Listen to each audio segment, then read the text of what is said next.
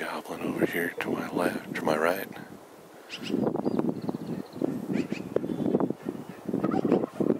Dwight's got them gobbling good right there.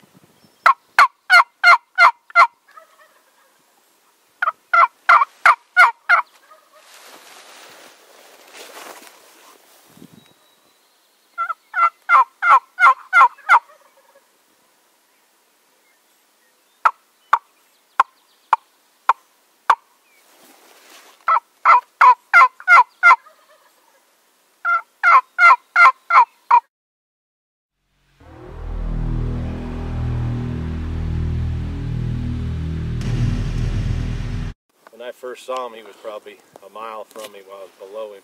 We got in the car and came around. Saw him again, gobbling and strutting, and put the stalk on him. Had to go through 3 different bottoms, vertical walls, hand over this crawling, but finally got up to him.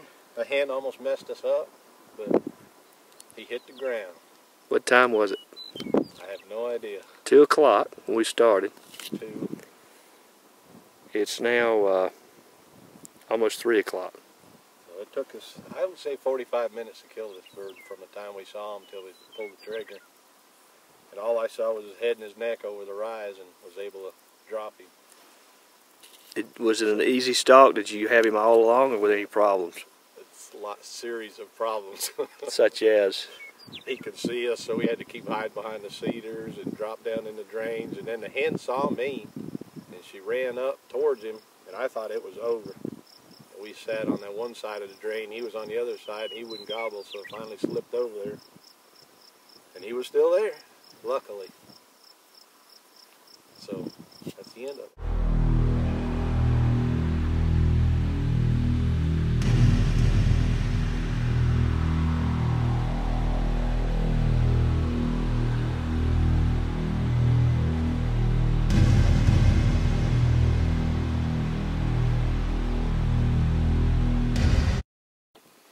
Alright, I just had an argument with Tim.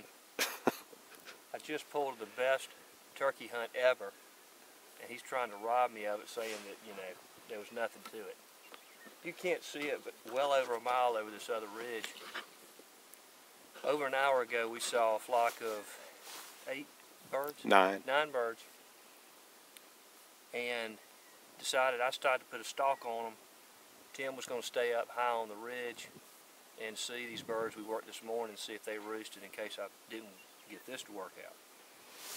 Well, I got halfway through my stalk and the birds flew, something busted them or something they threw over the ridge. So I went up to the ridge, saw they were below the ridge, about another, I don't know, quarter mile What maybe. they did is they flew over the ridge and then started moving to the south. Yeah, moving to the south. So I belly crawled up to a fence row towards a drain where it looked like they might head, which requires years of experience, lots of talent and ability. And just as I planned it, the flock split about 5:40. There was a real nice gobbler that I wish had come down, but instead the subordinate 2-year-old came down with a couple of hens. And I thought he was going to work his way to the drain, but they're actually going to work their way parallel to me. I ranged him. I was real concerned he might be a Jake because he doesn't have a long beard, but these Merriams really don't. You can see he's a mature bird by his fan. And so he kind of picked me off. I was laying on about a slope, about a 10-degree slope. He picked me off. He started putting a little bit. This went on until my neck became numb. And then he started coming, and I wanted him to get within, at that point he was 90 yards. I was hoping for 50. He was at 62 yards when I shot him. And then Tim didn't answer his phone to come pick me up, so I walked another 5 miles. I tried calling you, didn't have a signal. To get right here. No anyway, signal. It's been a great trip, great hunt. We're done. I don't know how you can top a hunt like this. We're going to sleep in the morning, go to Mount Rushmore. See you all when we get home. We love you all. Bye-bye.